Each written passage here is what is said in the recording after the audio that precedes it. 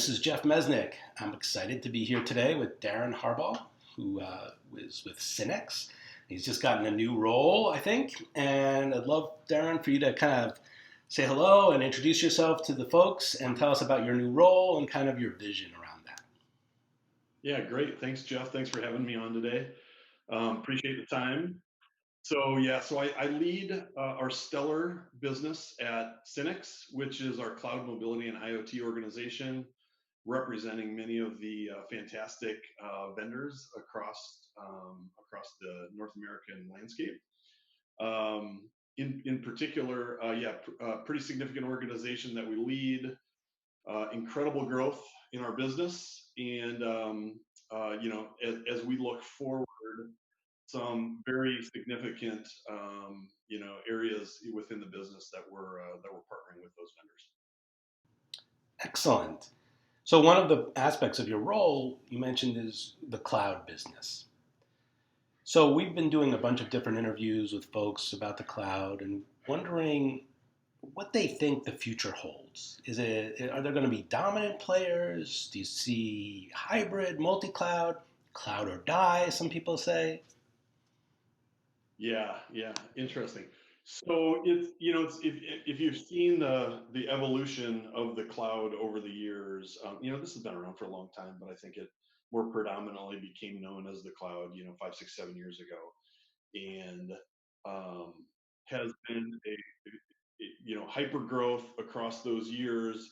In particular, I would say public cloud in particular, and now we're at a point where most of the vendors understand that hybrid is here to stay. Whether you're looking at the SMB or the enterprise, many customers want to both have both a private and public cloud scenarios. As we look forward to the next years ahead of us, I would say some things that stick out in particular. Automation is a significant player within the cloud business and will continue to influence. In particular, I'd call out analytics and machine learning. Um, AI and machine learning are two key components. We are well set up as an organization to help lead there, both with our partners, our mutual partners, and our customers. And then also containerization and microservices are key. So we continue to hone in on those specific expertises and areas of competencies, if you will, with our vendors, because we believe that's the space that will continue to evolve us for the years coming. As well as I would say, as it relates to the hybrid, we want to make sure that we're leading with a multi-cloud platform, because both our partners as well as our customers are looking for diversification in their businesses and in their portfolios. So critical areas that we continue to focus on. Yeah, it sounds interesting. I mean, I'm a big believer. So for a while there, I was following along and people were saying cloud or die, cloud or die. And I became a big believer in the hybrid and multi-cloud the more people said it, actually. Yeah. Yeah. It just seems that there's different, whether you're on Azure, Google, IBM, AWS, whatever it might be that you're on, there seems to be a role for them in the industry. Yeah, absolutely. I fully agree.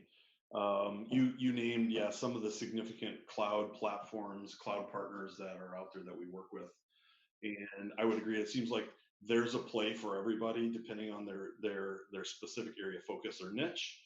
And certainly, as I mentioned, more times than not, we see both our partners and our customers designing their strategy around a multi-cloud platform for whether it be individual niche areas of focus, diversification. Um, we've seen it, and we've really seen it in a number of areas, and we do believe there's a fair amount of vendors that we work with out there that do have significant growth ahead and diversification in the business. So if, I'm an ISV and I'm looking to figure out what's going to help me become most successful in working with you guys, what are some of the key things that I should be thinking about? Because as you know, ISVs are popping up everywhere.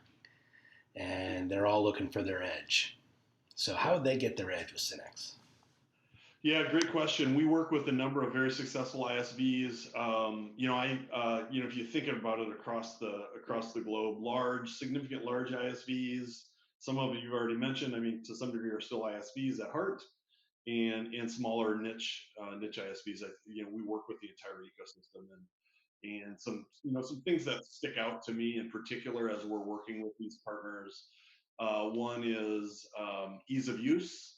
Um, Cost management, cost optimization is another critical component. So if you think of platforms or marketplaces we work with these vendors on, we key in on the small partner that's out there that an ISV wants to work with, or customer, if you will. There's some very small operations up to the large enterprises, and ease of use is always paramount. How do we design, deploy, and utilize the technology, and both from the purchase and provision standpoint, as well as all the way through the use case. And ease of use is always paramount and top of the list, if you will. Cost and cost optimization. So if you think of many of the tools that are out there today, and the manageability of an environment, of the costs that they are incurring, both current state as well as future state, and how do they optimize those, that's super critical. And then a couple other areas I just touch on: flexibility and scalability. How are we deploying tools and offerings for our customers that have the ability to scale, both within an environment and across an ecosystem. And lastly, I always remind our teams, partner and customer support are paramount. We have to be there when our customers need us, whether it's a phone call, an email, a chat, what have you, depending on their particular use case. Picking up the phone still matters, and customer relationships are super, super critical. Yeah, I like that. I mean, the last point is kind of one of my favorites because everyone is so focused on the cloud and AI and automation that they actually forget that even at the core level, it's still person to person that drives the opportunity. 100%. Our slogan is pick up the phone, right?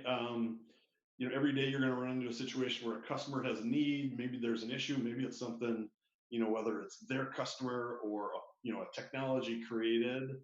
They want to know somebody's on the other end, a live person, if you will.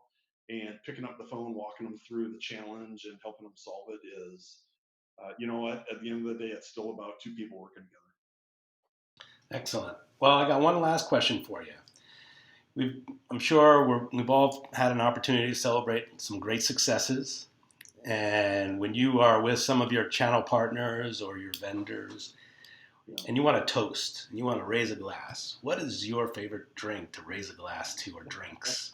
That's a loaded question, but I'd be lying if I didn't say I'm a red wine connoisseur. Oh, nice. So I would always toast a wine or a glass of water, depending on your preference. But absolutely, cheers to our customers and our partners out there. We wouldn't be here without them. Well, great. Well, thank you so much, Darren. This has been excellent. I really enjoyed our conversation, and hopefully we can circle back and talk more in the future. After you've been around in the role for another 6 months, we'll get back and hear your successes. Love it. Thanks for having me, and look forward to seeing you soon. Great.